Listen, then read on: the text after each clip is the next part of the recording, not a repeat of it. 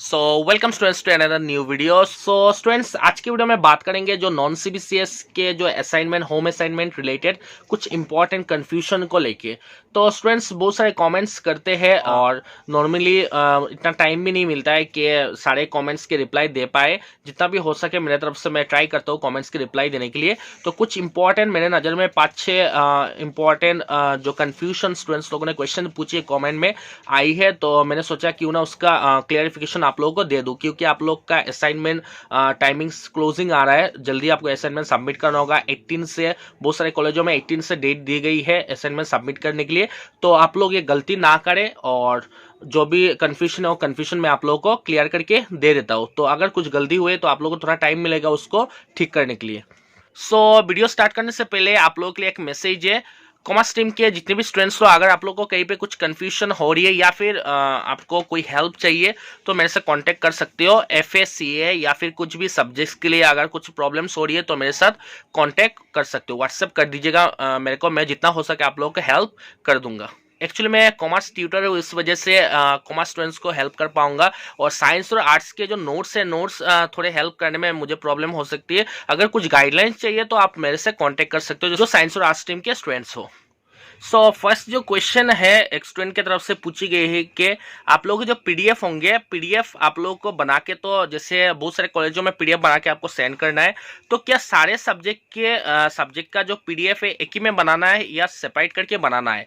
तो हर एक सब्जेक्ट का पीडीएफ सेपरेट करके बनाना है। जैसे आपके अगर फर्स्ट सेमेस्टर में एक बैक पेपर है तो उसके जितने भी 15 पेजेस और आपका कवर लिख के 16 पेजेस होगा, तो 16 पेजेस का फोटो खींच के आपको एक ही पीडीएफ के अंदर उसको कन्वर्ट करके पीडीएफ में बनाना है। उसके बाद उसमें जो सब्जेक्ट का नाम होगा स्पेस दे के आपका रोल और आपका नंबर लिखना होगा। उसके बाद उसी फाइल को आपको सेव करना होगा। थर्ड सेमेस्टर में अगर और एक बैक है उसके लिए भी सेपरेट बनाना होगा। तो आपके जितने एरियर पेपर्स होंगे सारे के लिए एक एक करके सेपरेट पीडीएफ आपको बनाना होगा। और नेक्स्ट जो क्वेश्चन से क्या पेज नंबर जो है, पेज नंबर हमें असाइनमेंट के पेज के ऊपर लिखना है? नहीं, पेज नंबर हमें असाइनमेंट पेज के नीचे लिखना है और ऊपर हमें रोल के साथ नंबर, नंबर के साथ कोड, जो पेपर कोड होते हैं पेपर कोड नंबर लिखना है पेज के ऊपर। नेक्स्ट जो थर्ड क्वेश्चन है, तो क्या असाइनमेंट का क्वेश्चंस भी आंसर के साथ लिखना पड़ेगा असाइनमेंट में? तो ये यूनिवर्सिटी की तरफ से कहा नहीं गया है, तो आप क्वेश्चंस ना भी लिख सकते हो और क्वेश्चन ना लिख के करने से ही अच्छा है आप डायरेक्ट आंसर लिख के कर सकते हो। अगर किसी ने क्वेश्चंस लिख दिया है तो आप क्या करें, उसको चेंज करने का तो अभी टाइम भी कम है। तो लिख दिया है तो लिख दिया है, तो आप सारे क्वेश्चन, सारे यूनिट के क्वेश्चन ही लिखना। सिर्फ एक यूनिट का क्वेश्चन लिखा, बाकी यूनिट का क्वेश्चन ना लिखने से प्रॉब्लम हो सकता है। तो क्वेश्चन अगर लिखा है तो सारे यूनिट का क्वेश्चन लिखना, अगर नहीं लिखा है तो किसी भी यूनिट का क्वेश्चन मत लिखेगा। नेक्स्ट और एक जो इंपॉर्टेंट क्वेश्चंस आई है, तो अगर 2 पेजेस में आपका आंसर खत्म हो जाता है तो इसमें कुछ प्रॉब्लम आएगा क्या? तो 2 पेजेस में आंसर खत्म होने से प्रॉब्लम नहीं आएगा, क्योंकि यूनिवर्सिटी ने मैक्सिमम पेजेस दिए हुए, 3 पेजेस मिनिमम पेजेस नहीं कहे हुए हैं।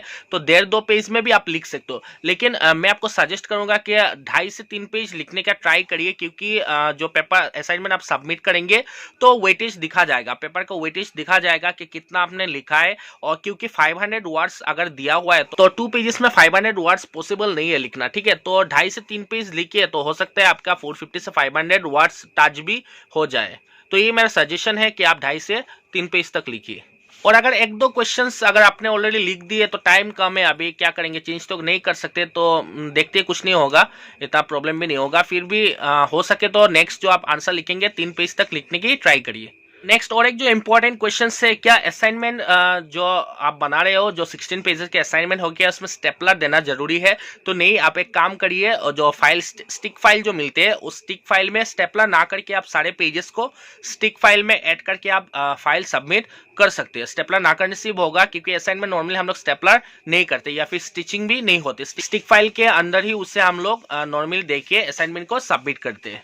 सो स्टूडेंट्स, ये कुछ इंपॉर्टेंट क्वेश्चंस आए थे, तो मैंने सोचा एक वीडियो बना के आप लोगों को उसके आंसर शेयर कर दो, क्योंकि हर क्वेश्चन का रिप्लाई देने का समय भी नहीं मिलता। जो जितना क्वेश्चन, इंपॉर्टेंट क्वेश्चन मेरे पास आते, कमेंट्स आते, मैं ट्राई करता हूँ जल्दी से जल्दी रिप्लाई देने की। सो ऐसे वीडियोस के लिए स्टूडेंट्स हमारे साथ जुड़े रहिए, मेरे चैनल के साथ जुड़े रहिए। So thank you students for joining me.